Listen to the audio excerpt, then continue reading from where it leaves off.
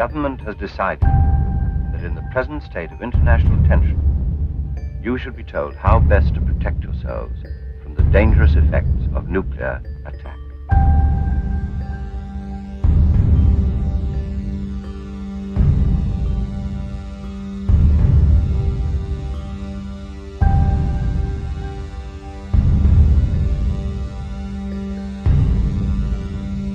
If this tension should lead to war, it is essential that you should have taken every possible precaution to safeguard your family, yourself, and your home.